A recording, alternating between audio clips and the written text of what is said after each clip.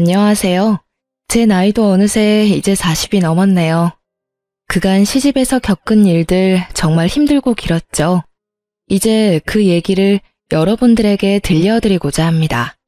남편과 저는 취미 활동을 하는 온라인 카페에서 알게 되었고 그 오프라인 모임에서 처음 얼굴을 보게 되었답니다. 남편이 먼저 제게 적극적으로 다가왔고 저도 싫지 않았어요. 남편의 성격은 호방하고 놀기도 좋아하며 재주도 많은 사람이었죠. 기타를 잘 다루고 노래도 잘했답니다. 음악을 좋아하는 저는 남편의 그런 점이 참 마음에 들었어요. 그런데 아무리 좋아도 싫은 조건이 있더군요. 남편은 세상 여자들이 모두 기피한다는 홀어머니의 외아들이었어요. 그것도 위로 누나가 셋이나 있는 사람이었죠. 누나들이 모두 잘나가는 커리어 우먼들이라지요. 시아버지는 남편이 중학교 때 돌아가셨다고 들었어요. 가정에 그다지 관심이 없는 분이었고 술과 담배 그리고 여흥을 좋아하셨던 분이라고 하더군요.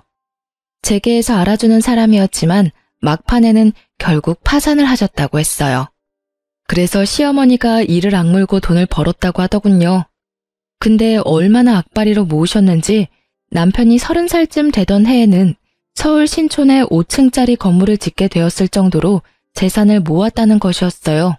시어머니는 게다가 오로지 아들밖에 모르는 사람이라죠. 시어머니가 38세에 낳은 아들이라 얼마나 귀엽게만 키웠을지 짐작이 가더군요. 연애한 지 1년 만에 결혼 이야기가 나왔지만 선뜻 결정이 안 섰어요. 우리가 결혼할 때쯤 시어머니의 나이는 이미 70이 가까웠죠.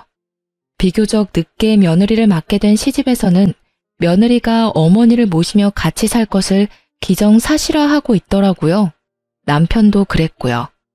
정말 발이 안 떨어지더군요. 제일 걱정거리는 아버지가 일찍 돌아가셨기에 남자가 가정에서 해야 하는 역할에 대한 롤모델이 없다는 것이었어요. 저희 친정은 부유하지는 않지만 단란한 집안이었어요. 아버지가 반듯하시고 엄마도 자애로우셨죠. 그러니까 각자가 가정에서 맡아야 할 역할을 모두 잘하는 그런 집안이었어요. 이런 친정에서 살다가 남편의 적극적인 구애로 영 다른 환경으로 시집을 가게 된 저. 이제 저의 그 험난한 시집살이를 여러분께 낱낱이 들려드릴게요. 시어머니 소유 5층 건물에는 다양한 상가가 입주해 있었는데 그 중에 1층에서 시어머니가 식당을 크게 하고 있었어요.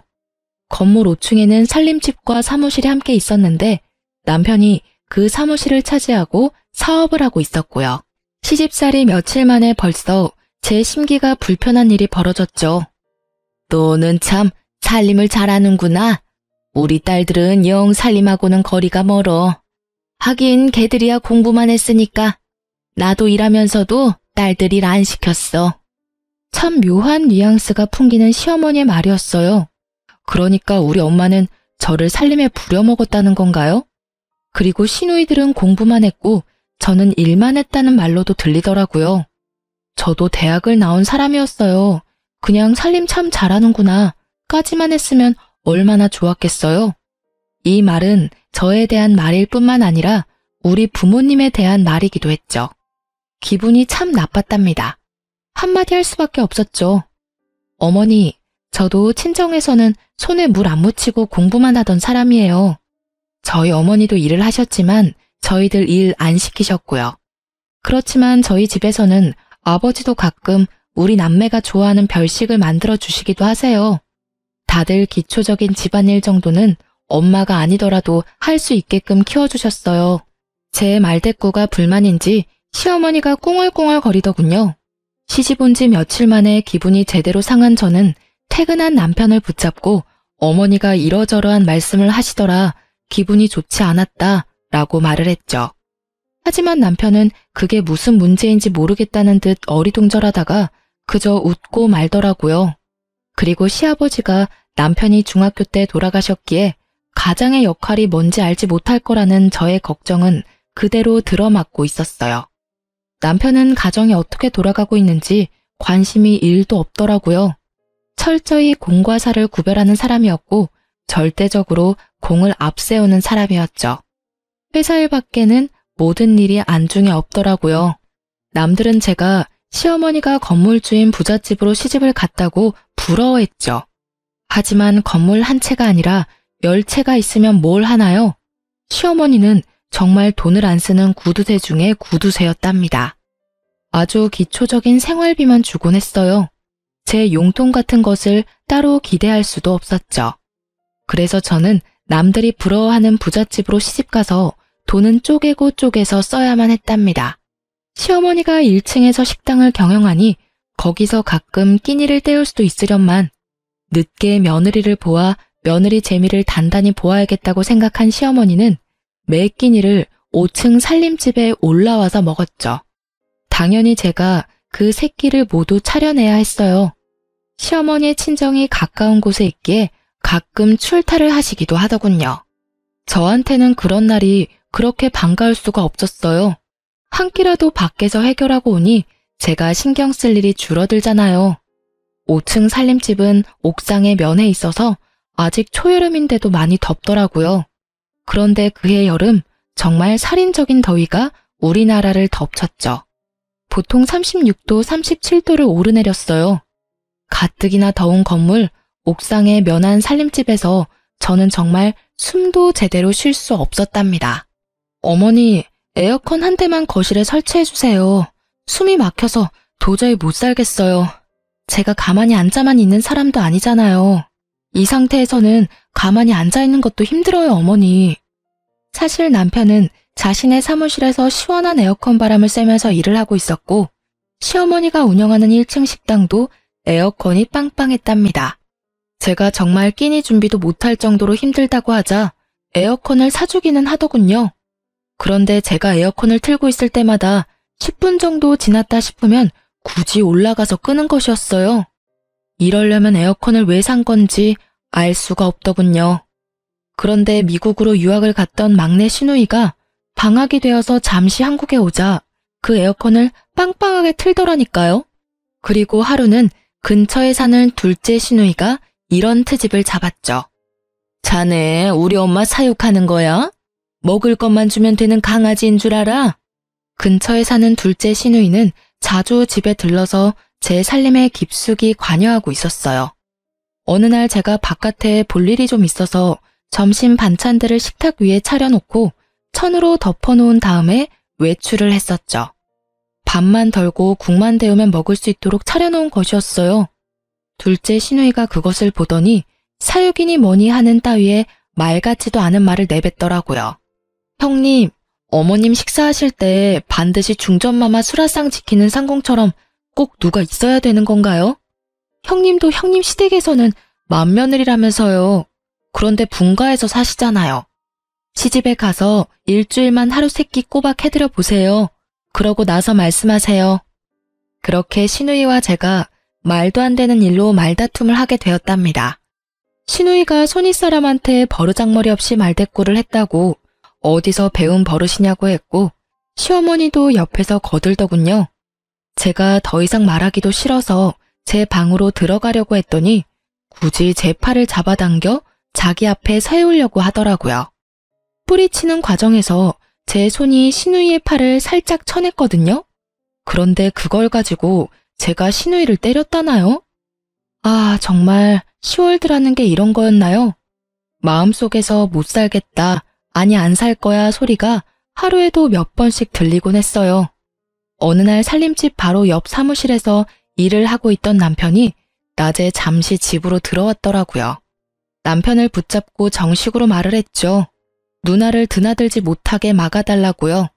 그리고 오더라도 남의 살림에 이래라 저래라 자꾸 참견을 하면 저는 더 이상 여기서 안 살겠다고 경고했어요.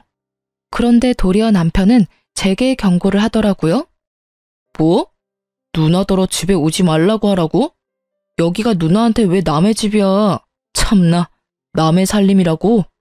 그리고 누나한테 들으니 당신이 누나를 때렸다면서? 손이 시누이를 때려? 어디서 배워먹은 버릇이야. 안 살고 싶으면 지금 당장이라도 나가. 살지 말라고. 그 순간 쨍그랑 소리가 들렸답니다. 유리가 바스라지는 소리였죠. 벽에 걸려있는 액자를 남편이 주먹으로 쳐서 깨트린 것이었어요. 집안에 관심이 요만큼도 없는 남편이었지만 자기 식구 욕하는 것은 참을 수가 없었던 모양이더군요. 그렇게 저와 남편 그리고 시누이 사이는 결코 가까워질 수 없는 사이가 되었죠. 거기다가 시어머니는 가까운 시장을 가든 먼 지방을 가든 저를 꼭 수행 비서처럼 데리고 다니길 좋아했어요. 제 일정도 있고 저도 밖에서 다른 약속도 잡을 수 있는 사람인데 결코 그런 배려 없이 바로 30분 전에 이야기하고서는 꼭 같이 가야 한다고 통보하는 것이었죠. 어머니, 저도 만날 사람도 있고 밖에서 봐야 할 일도 있어요. 적어도 이틀 전에는 어딜 가야 된다고 말씀을 좀 주세요. 그래야 저도 일정 조절을 하죠. 뭘 안다고 약속을 만들고 다니니? 우리 딸들이야 밖에서 일을 하고 있으니 그렇다 치자. 너는 집에만 들어앉아 있으면서 밖에서 할 일이 뭐가 있어? 뿐만 아니라 시어머니는 이미 결혼을 한 아들의 속옷까지 여전히 직접 챙기더군요. 아침에 출근을 할 때는 이거 입혀라 저거 입혀라 하면서 남편의 옷을 골라주는 일에까지 여전히 손을 떼지 않고 있었어요. 도무지 경우라는 것이 통하지 않는 곳이 제가 속한 시월드였죠. 도대체 세상에 하나밖에 없는 외며느리한테 이렇게 해서 나중에 무슨 대접을 받으려고 그러나 싶은 생각이 들었어요. 그리고 우리 친정에 대해서는 무시하는 태도로 일관하더군요. 시집간 첫 해, 첫 명절날 친정에 가져다 주라고 선물을 내미는데 남의 명함이 떡하니 붙어있는 보기에도 초라한 싸구려 인삼 상자였어요. 그러니까 남한테 받은 선물을 명함도 안 떼고 있다가 그걸 우리 친정집에 갖다 주라는 것이었죠. 그거 가지고 당신도 나가. 보기 싫으니까 가지고 꺼지라고. 남편에게 그 선물을 집어 던지면서 화풀이를 했어요. 한바탕 싸움이 됐죠. 남편은 도대체 그게 무슨 문제냐며 제게 따지더라고요. 더 이상 남편에게 말을 해봤자 제 입만 아플 것 같아서 그만두고 그 선물을 쓰레기통에 던져버렸죠. 친정에서는 여동생에게 과일 상자를 직접 들려서 보내셨더라고요.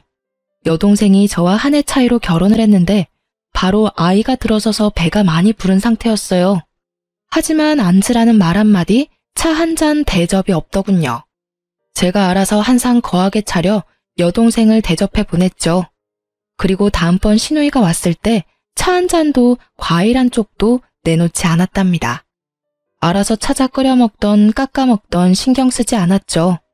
그리고 시모와 시누는 정말 제가 싫어하는 얌체짓도 했죠. 친정엄마가 저 힘들다고 이것저것 해주신 밑반찬을 시모가 말도 없이 시누이한테 가져가라며 챙겨주더라고요. 정말 때려주고 싶도록 밉더군요. 엄마, 이제부터는 절대로 우리 집에 보낼 반찬 만들지 마. 시누이인지 뭔지가 다 가져다 먹는단 말이야. 엄마가 얼마나 없는 시간 내서 정성 들여 만든 건데 나 아깝고 분해 죽겠어. 친정엄마는 좀 더 많이 만들어 보내주시겠다고 했지만 제가 굳이 하지 말라고 했죠. 이혼이라는 단어가 머릿속에 왔다 갔다 하기 시작했어요. 물론 그렇게 된 데에는 남편의 태도도 한몫했답니다. 도대체 그 회사는 일은 안 하고 회식만 하는지 매일 회식을 핑계 삼아 술이 머리 꼭대기까지 차서 귀가하는 것이었어요. 귀가하는 시간도 밤 12시를 넘기는 것은 기본이고 심지어 술에 취해 건물 계단에서 자다가 관리인이 떠엎고 들어오는 일도 부지기수였답니다. 건물에 입주해 있는 상가 상인들이 남편에 대해서 알코올 중독자니 뭐니 하는 소리들을 입에 담고 있었죠. 그런데 남편에게는 그런 소리도 들리지 않는 것 같았죠. 정말 남보기에도 창피했어요. 그런 남편에게 정말 정식으로 제 입장을 이야기해야겠다고 생각하고 오늘은 제발 일찍 들어오라고 부탁했죠. 밤 10시에 귀가했더라고요. 이 시간이면 정말 남편으로서는 이른 귀가 시간이었답니다. 나 더 이상 못 살겠어. 나는 시어머니 모시려고 결혼한 것도 아니고 따로 살고 있는 시누이한테 살림 간섭 받을 이유도 없어. 이러려면 돈 주고 말 잘 듣는 파출부나 가정부를 부르면 될 일이었잖아. 우리 당분간 따로 있자. 나 친정에 가 있을게. 당신은 결혼이라는 것의 의미도 모르고 가정에서 남자가 어때야 하는지도 전혀 모르는 것 같아. 그저 어머니만 떠넘겨놓고 결혼하기 전하고 전혀 다를 바 없이 사는 게 당신한텐 결혼 생활이야? 돌아가신 아버님 걸으신 길 당신이 똑같이 걷지 마. 그리고 저는 필요한 짐들을 챙겨서 친정으로 가버렸답니다. 친정으로 간 지 열흘이 됐는데도 새끼를 꼬박 부려먹던 시어머니가 굶어 돌아가셨다는 소식은 들리지 않더군요. 그리고 수행비서가 없이도 잘도 돌아다니는 것 같았어요. 친정에서 간 지 12일째 되는 날 남편이 찾아왔더군요. 저는 제 입장을 조금 더 구체적으로 정리해서 말했죠. 분명히 말했지만 이대로는 안 살아. 이혼하든가 아니면 분가해. 둘 중에 하나 선택은 자기 자유야. 분가하면 당연히 집은 시집에서 해줘야 하는 거고 알아서 판단하고 연락 줘. 며칠 후에 남편이 다시 저를 찾아왔더군요. 거참 어쨌든 돈은 많은 집안인가 봐요. 지금 있는 건물에서 차로 약 1시간 정도 떨어진 곳에 시어머니가 사놓은 아파트 한 채가 있다는 것이었어요. 그 아파트를 전세를 주었는데 나갈 때가 되었으니 거기로 살림을 나자는 것이었죠. 웬일인가 싶더라고요. 어쨌든 이사를 했답니다. 저는 이제 간섭받지 않고 제 맘대로 집을 꾸밀 수도 있고 내가 먹고 싶고 남편에게 먹이고 싶은 것도 맘대로 먹일 수 있게 된 것이었어요. 정말이지 날아갈 것 같더군요. 친구들을 불러서 간소하게 집들이도 했죠. 그런데 정말 의외로 시누이가 이사 비용이라면서 봉투를 하나 내밀더군요. 그렇지만 열어보고 정말 화가 나지 않을 수 없었어요. 돈도 잘 번다는 사람이 준 봉투에 달랑 5만 원이 들어있었답니다. 누가 이사 비용 달라고 했나요? 차라리 주질 말던가요. 박박 찢어버리고 싶더라고요. 그리고 어느 날 정말 상식적으로 이해가 가지 않는 일이 또 생겼답니다. 시어머니의 새끼 밥을 다 해서 남편 출근길에 도시락으로 싸서 보내라는 것이었어요. 길을 막고 물어봐. 분가한 며느리가 시어머니 새끼 도시락을 싸서 보내는 게 경우에 맞는지 말이야. 그리고 어머니 연로하셨다곤 하지만 건강하게 일하고 계시잖아. 나 없을 때는 도대체 어떻게 먹고 살았어? 자기가 밥 해먹고 살았을 리도 없고 어머니가 식사 정도는 해결하셨을 거 아니야. 그리고 식당을 하시니 웬만한 건 거기서 해결하실 수도 있잖아. 나는 그렇게는 못하니까 가서 싫다고 전해드려. 시누이들한테 전화가 돌아가면서 오기 시작하더라고요. 도시락 싸서 보내라고요. 그렇게 어머니 끼니까지 걱정이 되면 형님들이 알아서 어머니 모시고 살라 했어요. 그리고 다음부터는 시누이들에게 전화가 오면 그냥 끊어버리고 말았죠. 그쯤에 저한테 이상한 증상이 나타나기 시작했어요. 시집까지 차로 딱 1시간 거리인데 갔다 오면 마치 부산 정도 거리에 갔다 온 것처럼 피곤하고 머리가 깨지는 것 같이 아팠답니다. 뇌파 검사를 비롯해서 별별 검사를 다 받아보았지만 뇌 쪽에는 이상이 없다는 것이었어요. 그런데도 두통이 한번 시작되면 견딜 수가 없이 아팠죠. 그리고 살이 정신없이 빠지기 시작하더라고요. 친정엄마가 보약을 지어오기도 하셨어요. 그런데 10번째쯤 뇌 검사를 받기 위해서 갔던 곳에서 갑상선에 문제가 있을 것이라고 진단을 하더군요. 검사를 해보니 아니나 다를까 갑상선 기능 항진증이라고 하는 것이었어요. 모든 신진대사가 보통 사람보다 너무 원활하게 이루어진다는 것이었죠. 그러니까 조금만 움직여도 피곤하고 살도 빠진다는 것이었어요. 모든 신진대사가 보통 사람보다 너무 원활하게 이루어진다는 것이었죠. 그러니까 조금만 움직여도 피곤하고 살도 빠진다는 것이었어요. 이런 와중에 시집에서는 이제 분가까지 시켜주었으니 빨리 손주를 보여달라고 청화를 하기 시작했어요. 외아들이니 아들을 낳아야 한다나요? 그런데 갑상선 약을 먹으면서 임신을 한다는 것이 정말 찜찜하고 의사도 권하지 않는 일이었어요. 산모에게는 신부전도 나타나고 또 태아에게는 발육부진, 조산, 사산의 위험도 크다고 하더군요. 에휴, 내 친구들이 나 들으라고 하는 소리인지 손주 자랑들을 해대는데 이건 뭐 며느리가 비실거리니 손주를 볼 수가 있어야 말이지. 아이고 내 팔자야. 늦게 본 아들이라 손주 좀 빨리 보고 싶어서 분가를 시켰는데 뭐? 무슨 병이라고? 어머니, 엄마가 마음도 몸도 건강해야 태아도 건강한 거죠. 엄마의 몸 상태나 마음 상태가 이런데 어떻게 당장 아이를 갖겠어요? 조금만 기다려 주세요. 하지만 제가 아프고 싶어서 아픈 것도 아니고 산모나 태아에게 그렇게 위험하다잖아요. 그래서 피임을 하고 약 1년을 치료를 받고는 이제는 임신도 생각해보라는 의사의 진단을 받게 되었답니다.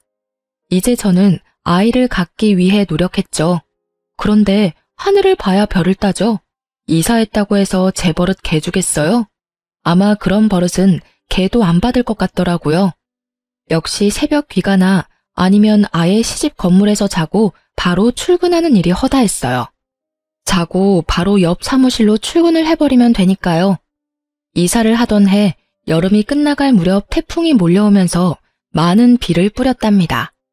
우리가 사는 아파트 근처의 하천이 범람할 것이라고 대피를 준비하라는 안내방송이 밤새 계속되었고 뉴스 자막에도 하천에 범람 위험이 있다며 알려주더라고요. 하지만 남편놈은 저 혼자 집에 있는 걸 알면서도 전화 한 통 없더군요. 그렇게 위험한 상황이 지나고 난 후 저는 아예 도어락 비밀번호를 바꿔버렸어요. 그리고 아무리 문을 두드려도 열어주지 않았죠. 이런 상황인데 손주를 빨리 내놓으라니 도대체 황당하기 이를 데가 없었답니다. 정말 잘못한 걸 알아서 그러는지 아닌지 모르겠지만 잘못했다고 싹싹 빌기에 이번에만 용서해주기로 하고 문을 열어주었죠. 평생 함께 안 살 거라면 모르지만 살 거라면 이제 아이 가질 생각도 해야 된다는 것을 알아듣게 설명했어요. 알아들었는지 어쨌는지 귀가 시간이 약간 당겨졌고 그로부터 약 5개월 후에 임신을 했다는 진단을 받을 수 있었답니다. 간간히 들리던 그 도시락을 안 싸보내는 것에 대한 불만도 쏙 들어갔죠. 아이를 가지니 시집에서 저를 대하는 대접이 조금은 나아지더라고요. 그날도 사고를 고아놓았으니 가져다 먹으라는 연락을 받고 시집으로 갔죠. 시어머니와 찻잔을 마주하고 앉아서 얘기를 나누고 있었어요. 돌아가신 시아버지의 형제분으로 작은 아버지가 있었지만 그 댁에도 딸만 넷이었어요. 시어머니는 아이는 꼭 아들이어야 한다고 여러 번 강조하더군요. 참나, 그게 어디 제 마음대로 되나요? 그리고 저는 예쁜 딸이 더 좋겠다는 생각을 하고 있었답니다. 물론 시어머니에게 말은 안 했지만요. 그런데 대화 끝에 시어머니가 갑자기 좀 엉뚱한 말을 하는 것이었어요. 예, 네 시아버지 들어오실 시간 됐다. 갈비찜 좋아하신다. 얼른 좀 장만해라. 아이고, 시간이 벌써 이렇게 됐구나. 그런 건 좀 미리미리 챙겼어야지. 곧 들어오실 텐데 시간이 없지 않니? 어머니, 무슨 말씀이세요? 아버님 돌아가신 지가 거의 20년이 되어 오는데 무슨 갈비찜을 장만해요. 어머니 갑자기 왜 이러세요? 느낌이 정말 이상했어요. 그런데 시어머니가 그날은 곧 정신을 수습하더라고요. 한숨 놓았지만 다음번에 시집에 갔을 때 들은 얘기는 정말 절망적이었죠. 내 친구들하고 한강에 물놀이를 갔는데 글쎄 저쪽에서 네 남편이 둥둥 떠내려오지 않겠니? 그래서 내가 얼른 뛰어들어가서 건졌다. 갑자기 정신이 번쩍 들더라니까요. 남편에게 상황을 이야기하고는 바로 어머니를 병원에 데려가 뇌 MRI를 찍어야 했어요. 미리 조금은 예상하고 있었지만 막상 치매 진단이 나오자 가슴이 덜컥 내려앉더군요. 시누이들에게도 물론 이 소식을 다 전했죠. 말하는 것만 들을 때는 세상에서 제일 효녀들인 새 시누이가 또 시끄러워지기 시작했어요. 빨리 저희더러 다시 합가를 하라는 것이었죠.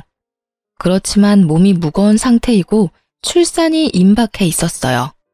아이가 태어나면 육아 문제까지 겹치니 어머니를 당분간 병원에 모시자고 했죠. 자식도 없는 할머니처럼 왜 병원에 모시냐며 또 한바탕 난리가 났답니다. 첫 아이라 그런지 배도 많이 부르고 제 한몸 움직이기도 힘들었어요. 그런 사람이 합가를 해서 무슨 일을 할 수 있단 말인가요? 그래서 결국은 제가 출산을 하고 아이가 어느 정도 자랄 때까지만 시어머니 옆에 사람을 두기로 결정을 하고 까다롭게 골라서 아주머니 한 사람을 붙여두었죠. 첫 아이라서 어느 정도 난산을 겪었지만 아이는 건강하게 태어났고 아들이었어요. 아이가 돌이 될 때까지 제 품에서 떼어놓지 않고 키웠죠. 시어머니의 증세는 정말 빠르게 악화되고 있었어요. 딸들 셋을 알아보시기는 했지만 누가 맏인지 누가 막내인지 헷갈리는 것 같았죠. 남편만 정확히 알아보았답니다. 저더러는 웬 아줌마가 우리 집에 와서 뭘 훔쳐가려고 한다고 소리소리 지르는 바람에 소동이 벌어지기도 했었어요. 어느 날, 그날도 시어머니가 간병하는 아줌마더러 동서라고 부르면서 어떻게 이렇게 오랜만에 왔냐는 둥 헛소리를 한 다음 잠에 떨어진 날이었어요. 가만히 시어머니 얼굴을 바라보았답니다. 50대 초반에 혼자가 되어서 오로지 자식들만 보고 돈을 버는데 인생을 바친 사람이었죠. 같은 여자의 입장으로 볼 때 정말 안 된 사람이었어요. 그리고 이제는 누가 보기에도 살만하고 며느리의 손자까지 보았는데 그만 치매에 걸린 거잖아요. 시집와서 단 한순간도 저에게 살가운 적이 없었던 시어머니였지만요. 그런데 그날은 시어머니에 대한 동정심으로 마음이 정말 착잡했답니다. 집에 와서 곰곰이 생각을 해보았죠. 시누이들은 지금도 남편더러 빨리 합가해서 저에게 간병을 맞지 않는다고 궁시렁거리고 때로는 노골적으로 불만을 표하곤 했죠. 시어머니를 아무래도 내가 돌봐야겠다 생각이 들다가도 마치 시누이를 시키는 대로 하는 것 같이 비치는 게 너무 싫었어요. 그리고 치매 환자를 돌보는 것, 그 길이 얼마나 험난할지 상상만으로도 끔찍했답니다. 어느 하루 시집에 가서 아줌마에게 물수건을 받아서 시어머니의 얼굴과 손을 씻겨주고 밥을 먹도록 도와주었어요. 애미야, 네가 왔구나. 어딜 갔다가 10년 만에 이렇게 돌아왔니? 그동안 정말 보고 싶었다. 미국에 유학을 갔었다면서? 저와 막내딸에 대한 생각이 합쳐지거나 헷갈린 것 같더군요. 그 막내딸도 이제 곧 유학을 끝내고 귀국할 것이라고 들었거든요. 시모는 제 갓난 아들을 품에 안고는 마치 태어나고서 처음 본 아이처럼 그렇게 반가워하더라고요. 시어머니를 이리저리 바꿔 뉘어가면서 몸 상태를 살펴보았어요. 고용된 간병인이 아무리 잘 돌봐준다고는 하지만 역시 남은 남이더라고요. 욕창이 어느 정도 와 있었고 몸 구석구석이 깔끔하지는 않더군요. 저는 그 순간 제 인생 전체를 내던져버릴 수도 있는 결심을 했답니다. 제가 어머니를 떠맡기로요. 남편한테 제 심정을 말하고는 분가에서 살고 있던 집을 정리해서 시집 건물로 다시 들어왔답니다. 아이를 친정에 맡겼고 친정엄마가 며칠에 한 번씩 아이를 데리고 시집으로 찾아와 주셨어요. 시누이들이 또 극성을 떨기 시작하더군요. 돌아가면서 찾아와서는 어머니가 좀 정신이 있다 싶을 때 엄청 극진하게 대하는 것이었어요. 그럴 때는 저를 옆으로 밀어내더라고요. 속셈은 아주 뻔했죠. 어머니가 정신이 있을 때 어떻게든 상속에 대하여 자신들에게 유리하게 해놓으려는 것이었어요. 그리고 어머니가 영 정신이 없다 싶으면 또 저에게 이것저것 트집을 잡아 잔소리를 하는 거였죠. 그렇게 마음에 안 들면 형님이 모셔가세요. 나 안 말려요. 지금 모셔가실래요? 큰형님이 먼저 모셔가시겠어요? 저는 실제로 주섬주섬 시어머니의 짐을 쌌어요. 큰 시누이가 와서 하도 이건 이래라 저건 저래라 잔소리를 하기에 한번 해본 짓이었답니다. 큰 시누이가 예상대로 자신은 밖에서 일을 하는 사람이라 간병이 절대 불가능하다며 손사래를 치는 것이었죠. 돈 잘 버니 모셔다가 간병인이라도 붙여놓고 저한테 하듯 감시 감독을 하면 되지 않겠느냐고 했어요. 슬그머니 내빼더군요. 물론 시누이들이 제가 모셔야 한다고 고집을 세우기는 했지만 시누이들의 의견을 따른 것이 아니라 제 스스로 결정한 일이었어요. 그런데 스스로 결정하고 각오를 단단히 했지만 정말 쉬운 일이 아니더라고요. 네가 나 몰래 살던 아파트 다 팔아먹었다면서? 그것도 모자라서 이 집 재산 다 빼돌리려고 도로 들어왔지? 내가 네 속셈 모를 줄 아니? 인연, 어서 도로 나가거라. 시어머니는 이런 말도 자주 입에 담았어요. 그리고 근처에 있는 물건을 갑자기 집어던지기도 했죠. 한 번은 고지서를 담는 작은 목함을 던져 얼굴에 정통으로 맞는 바람에 이마가 찢어지기도 했어요. 시어머니의 상태는 점점 나빠져서 결국은 자신이 할 수 있는 일이 거의 없는 지경에 이르렀죠. 저는 그야말로 시어머니의 손과 발이 되어야 했어요. 그리고 가장 걱정하던 문제가 터졌죠. 이제 배변도 자신의 의지로 조절하지 못하게 된 것이었죠. 배변 문제를 처리하는 것이 너무나 힘이 들었던 저는 시누이들이 올 때마다 손에 들고 오는 먹을 것은 모두 빼앗아서 치워버렸어요. 형님들이 어머니 화장실 문제 한번 도와드려 봤어요? 먹을 것 가지고 오지 마세요. 새끼만 건강하고 적당하게 드릴 테니까 그리 아시고요. 불만 있으면 지금이라도 모셔가시고요. 그렇게 치매 환자의 손과 발이 되어 살던 중 제 몸에 무리가 갔나 봐요. 어깨와 허리가 무너지듯 아프면서 도저히 평상시처럼 움직이질 못하겠는 거예요. 그래서 할 수 없이 간병인을 불렀죠. 그런데 치매 환자가 남과 식구는 어찌나 잘 구별을 하는지 간병인이 뭘 도와주려고 하면 강력하게 거부하고 가져다 주는 밥도 먹지 않는 것이었죠. 저는 거동을 하기가 어렵고 간병인은 거부하고 할 수 없이 시누이들이 당분간 돌아가면서 어머니를 맡기로 의논이 되었던 모양이더군요. 우리 집에서도 아무것도 안 드셔. 집에 가겠다고 자꾸 떼를 쓰신다고. 둘째네 집으로 한번 보내드려 봐야겠어. 둘째 시누이네 집에서도 막내 시누이네 집에서도 시어머니는 한 달을 넘기지 못했어요. 결국은 집으로 다시 돌아왔죠. 제가 온몸에 파스를 덕지덕지 붙이고 다시 시어머니를 돌보기 시작했어요. 정말 제가 전생에 죄를 많이 지었나 보다 생각이 될 정도로 힘든 나날이 흘러갔어요. 그러던 어느 날 어머니가 바깥 나들이를 하고 싶다고 하더라고요. 치매 환자를 데리고 바깥 나들이를 하는 일, 그것도 쉽지 않은 일이었죠. 어쨌든 옷을 제대로 입혀주고 휠체어에 태워서 밖으로 데리고 나갔어요. 나가보니 저 역시 너무나 오랫동안 실내에 갇혀 살았다는 생각이 들더군요. 어머니, 오늘은 날씨가 참 좋죠? 저도 정말 오랜만에 나오네요. 어머니도 나오니까 좋으시죠? 휠체어에 시어머니를 태우고 멀리 가지는 못했지만 동네 곳곳을 돌아보았답니다. 시어머니는 밖에 나가더니 무슨 생각에서인지 동네에 있는 한 가게로 한사코 가자는 것이었어요. 거기서 아이들이나 먹는 군것질거리들을 한아름 사더군요.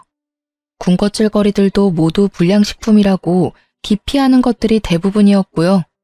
그렇게 많이 군것질거리들을 사더니 몇 개만 빼고는 모두 제게 건네주더군요. 이거 네 시누이들 오면 주지 말고 너만 먹어라. 이거 아주 비싸고 맛있는 거야. 네 남편도 주지 말고 너만 숨겨놓고 먹어. 갑자기 눈물이 핑 돌았답니다. 치매 환자가 정신이 없는 상태에서 한 말이었지만 시어머니가 제게 해준 가장 살가운 말이었어요. 알았어요, 어머니. 숨겨놓고 저만 먹을게요. 어머니 것도 여기 따로 챙겨놓을 테니 아무도 주지 마시고 어머니만 드세요. 시어머니가 아이처럼 좋아하더군요. 그리고 상태는 점점 안 좋아지고 있었지만 일주일에 한 번 정도 친정엄마가 데리고 오는 손자는 정확하게 알아보았답니다. 그리고 제 아이를 보면 거의 울먹이면서 반가워하곤 했죠. 어느새 시어머니는 제게 조금씩 살가워지고 있었고 저는 시간이 갈수록 나빠지는 시어머니 상태에 동정심을 지나서 마치 우리 엄마가 어디가 아픈 듯 마음 한구석이 아파오기 시작했답니다. 남편 없이 오로지 자식들만 보고 악착같이 돈을 벌며 살았던 어머니였지만 자식들은 정말 아무 소용이 없더군요. 하루 24시간을 꼬박 같이 어머니에게 매여서 제 생활은 없었어요. 남편놈은 여전히 예전과 똑같이 어머니만 저한테 맡겨놓은 채 아들로도 남편으로도 그리고 아버지로서도 아무짝에도 쓸모가 없었죠. 그렇게 모진 세월이 흘렀답니다. 시누이들이 자주 들르긴 했지만 오락가락하는 어머니를 붙잡고 이젠 아주 노골적으로 상속에 대한 이야기를 입에 담더군요. 상속 문제에 대해서는 남편도 적극적으로 끼어들었죠. 제 눈에는 모두 아무짝에도 쓸모없는 사람들로 보였어요. 그런데 시어머니는 그렇게 정신이 없는 와중에도 재산권은 꼭 쥐고 놓지 않았어요. 그렇게 시어머니를 모신 지 9년째가 되던 어느 봄날이었답니다. 시어머니가 갑자기 밖으로 봄놀이를 가자는 것이었어요. 그러면서 옷을 까다롭게 고르기 시작하더라고요. 몇 번을 입었다 벗었다 하면서 마음에 드는 고운 옷을 찾아내어 입혀달라더군요. 어디로 가고 싶은지를 물었더니 시아버지 산소에 가자는 것이었어요. 시아버지의 산소는 서울 근교의 공원 묘지에 있었거든요. 거기까지는 먼 길이었고 꼭 차량이 필요했어요. 남편더러 운전을 해달라고 했더니 회사 일 때문에 시간이 없다면서 차 키만 던져주더군요. 애미야, 네 시아버지가 외로우시단다. 내가 가서 좀 놀아드려야겠다.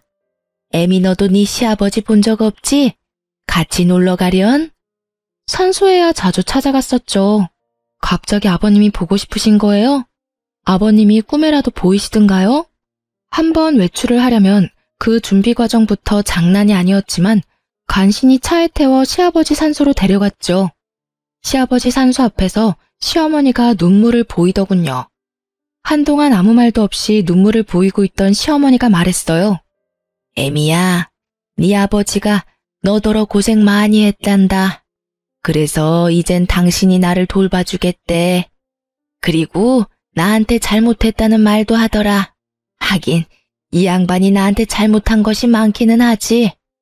참 어머니도 돌아가신 양반이 무슨 말씀을 하실 수 있다고 어머니를 돌봐주신다고 하신대요. 거기다가 잘못했다는 말씀까지 하셨다고요? 어머니, 밖에 너무 오래 계셨어요. 아직은 쌀쌀해요. 오늘은 이만 집에 가시고 다음에 또 바깥 구경 시켜드릴게요. 그렇게 시아버지의 산소에 갔다가 집으로 돌아왔죠. 피곤했는지 시어머니가 오자마자 잠에 떨어지더군요. 늘 하던 대로 다음날 아침에 물수건을 먼저 준비해서 씻겨주려고 방으로 들어갔어요. 그런데 시어머니는 아직 자고 있는 것 같았어요.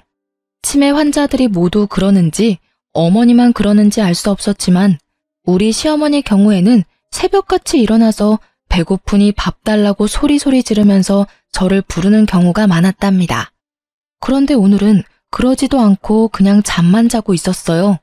어제 많이 피곤했나 보다 생각하고 물수건으로 어머니의 손을 씻기려는 순간 직감적으로 일을 당했다는 것을 느낄 수 있었답니다.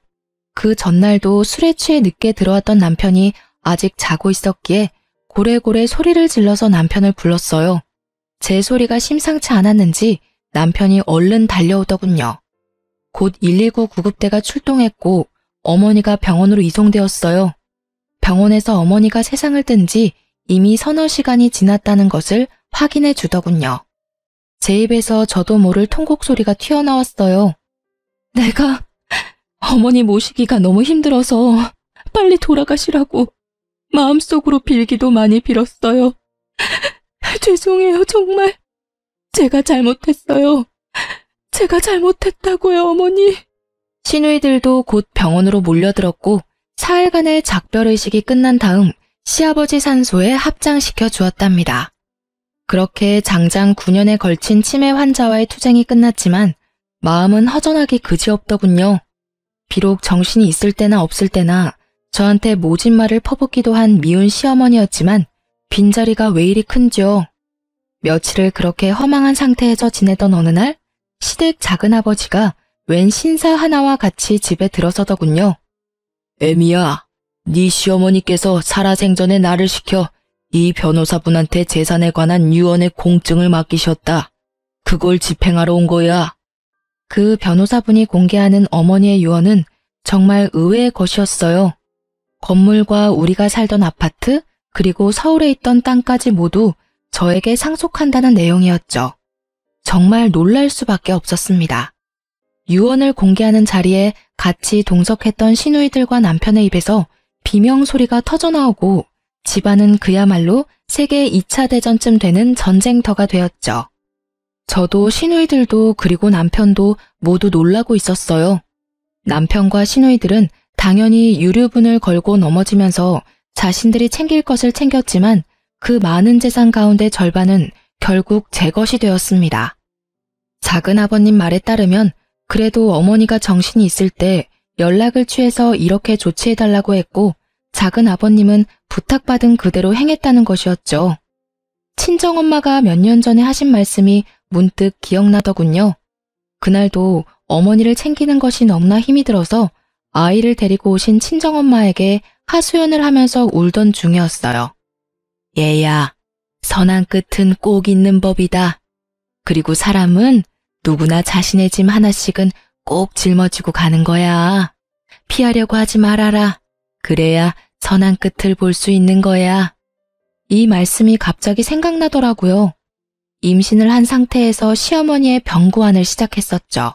떠나고 나니 왜 그렇게 못해준 것만 생각이 나는지요. 그렇게 이를 갈고 치를 떨면서 보낸 세월이었지만 사람에 대한 그리움이라는 것이 참 묘한 것이더군요. 이제 남편과의 사이에 남은 일이 있었죠. 이혼 절차를 진행하려고 준비를 했답니다. 남편 놈이 죽어도 이혼은 못하겠다고 버티더군요. 아마도 제게 돌아온 어머니의 재산 중 절반에 대해서 관심이 동했겠죠. 어머니 살아생전에 어머니에 대해서 정말 관심이나 있었어? 어머니에 대한 관심은 없고 오로지 재산에만 관심이 있었겠지. 그렇게 똑똑하다는 사람들이 어떻게 사람과 사람과의 관계가 그렇게 단순한 것이 아니라는 걸 몰라? 부모든 남이든 자기한테 유리한 것만 취하려는 것이 인간관계야. 당신하고 당신 누나들은 가족이라는 가까운 사람들 사이에서도 애정이라는 것이 무엇인지를 모르는 사람들이야. 나는 당신이 우리 아이에게조차도 진실한 애정을 가질 수 없는 사람이라고 생각해. 사람들이 쉽게 말하기를 아이를 봐서라도 이혼하지 말라고 하지. 그렇지만 나는 오히려 아이를 위해서 당신과 갈라서려는 거야. 사람에 대해서 진실한 애정을 가져보기를 바래. 결국은 남편이 동의하지 않아 이혼 문제는 소송으로 넘어갔죠. 저는 남편이 그간 어떻게 생활해 왔는지에 대해서 건물에 입주해 있는 상인들과 동네 주민들로부터 차근차근 증언을 모았답니다. 그리고 어머니가 치매에 걸려 9년을 누워있는 동안에도 그런 생활 습관을 버리지 못했다는 것을 자세히 설명했어요. 일말의 양심은 있는지 부인하지는 못하더군요. 결국 이혼 소송에서 제가 이겼고 이제야말로 제 인생이 처음 길을 잘못 들었던 그 지점으로 다시 돌아간 것 같았답니다. 이제 제게 남은 것은 아이를 잘 키우는 일이겠죠. 친정에서 키우려고 해요. 가정 안에서 각자 자신의 역할을 해내는 사람들의 진솔한 삶을 보여주고 싶기 때문이었죠. 아이는 지금까지는 잘 자라주고 있답니다. 제 삶의 이유이자 희망이 된 아이. 부디 장차 제 며느리에게는 아이의 아버지의 그 전처를 밟게 할 수 없다는 어찌 보면 소박한 생각으로 키우고 있어요. 그래서 우리 아들에게 시집 오는 며느리는 세상에서 제일 행복한 여자가 되어주길 바랄 뿐이랍니다. 이렇게 제 인생은 또 선한 끝을 향해서 갑니다. 결혼하고 나서부터 지금까지 제 험난한 시집살이에 대해서 말씀드렸어요. 긴 글 읽어주셔서 감사합니다.